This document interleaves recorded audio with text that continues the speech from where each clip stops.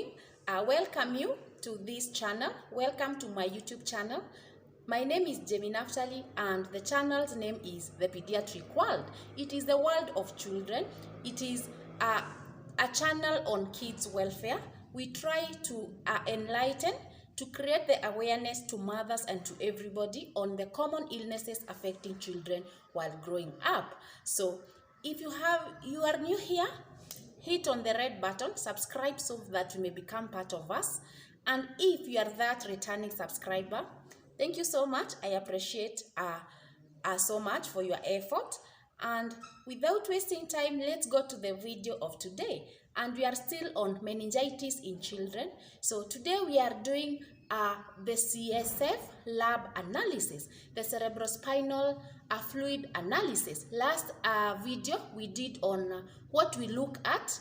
This was the lumbar puncture. Remember, the lumbar puncture is the procedure that we use to obtain this CSF, this cerebrospinal fluid. So last time we saw how we do the macroscopically, how we see, we check, we said the color on the bedside, and also we said the pressure. It shouldn't be so high. This might give us things of, we might start thinking of increased intracranial pressure, and this tells us a lot of things. So today we want to know what we do to this CSF in the lab. What do we send for? What are we looking for in this cerebrospinal fluid? So which lab investigations do we request to be done on this CSF after you have obtained it using the lumbar puncture as the procedure? So number one, we perform a cell count. We do the white blood cell count on this CSF. We also want to do the biochemistry to detect the glucose and also the protein levels. So this is the aim of doing the biochemistry. The first one we said is the white blood cell count. We also want to do microscopy, culture and sensitivity on this CSF, this cerebrospinal fluid, and the aim of doing this is to detect the causative microorganisms and most appropriate antibiotic treatment. We want to know the best antibiotic to use. This is the culture and sensitivity is like we want to grow the bacteria, to see the bacteria that grows in there so that we can be able to tell which antibiotics we are going to use in treatment. So these are the three lab tests that we request to be done on this CSF. Now, note that empiric treatment with the first line antibiotic, which we shall see later. We shall see now on the management of antibiotics, but the empiric treatment using the first line drugs should be administered as we wait for these lab results. So you don't wait for the lab results for you now to start treatment. Remember some of these, like the last one you have just said, the microscopy, culture and sensitivity, this might take us even 3 to 4 days. So you can imagine you can't wait for the 3 days to get the results so that you can start on the treatment. We are saying empiric treatment with the first line drugs should be started as we await these lab results. I hope this is clear, and this is an NB. We should note that because we should not delay because of this. We are waiting for the results. Now, CSF must be processed within 1 hour of collection. So after you collected the CSF, after you did the lumbar puncture and now you collected the cerebrospinal fluid, it should be processed within 1 hour. It shouldn't be delayed, shouldn't be more than 1 hour. So another NB, another point to note is that CSF should not be put in a fridge. You should not put it in the refrigerator.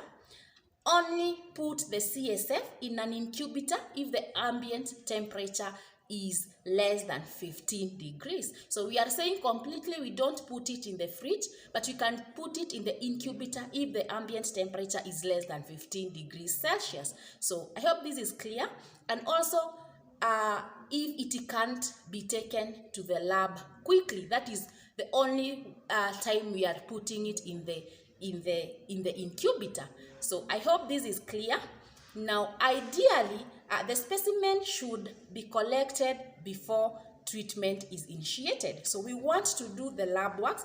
Remember, this child came with signs and symptoms like we saw. If you haven't watched on the clinical signs and presentation of meningitis in children, please, I refer you to that video. So if we do now the signs and symptoms, you see these are symptoms of meningitis. We go on and do the lab investigations. Now we have taken the CSF.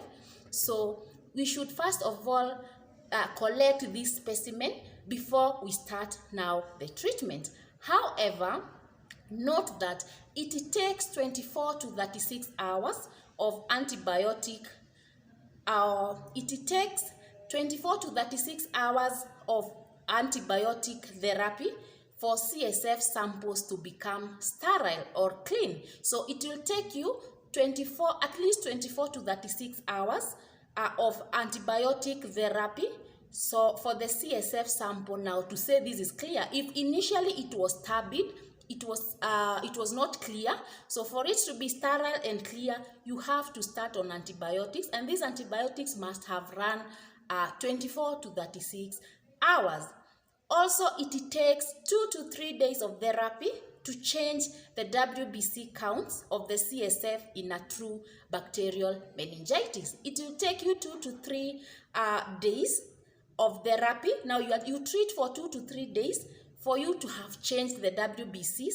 Remember, there is a way we say if the WBCs are at a certain level, we say now this is bacterial meningitis. So you have to treat 2 to 3 days of therapy for the WBCs now to change to become to the normal levels. So for you, if this was bacterial meningitis, please note all this. Now, another point to note is that prior antibiotic treatment is not an excuse for not doing the lumbar puncture.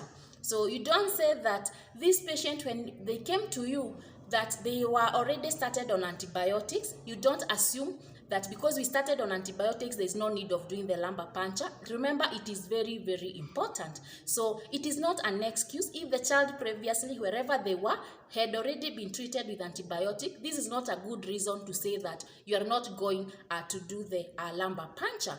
So good. Now you know how to make the diagnosis of meningitis and appropriate lab investigations to request for after collecting the CSF sample, the cerebrospinal sample. You know the test. We have said what we subject this CSF into. Previously, we said what we check for at the bedside. Now this is in the lab. I hope this is clear. We are going to go bit by bit when we come to meningitis. Now, in our next episode, we are going to leave it here on the lab investigations. Next episode, we are going to see how we treat. We keep on saying you first of all take the CSF before treatment. The treatment must start as wait for the CSF results. So now we are going to see how we go about treating this bacterial meningitis in children. That is in our next episode. So thank you so much. I hope now you understand.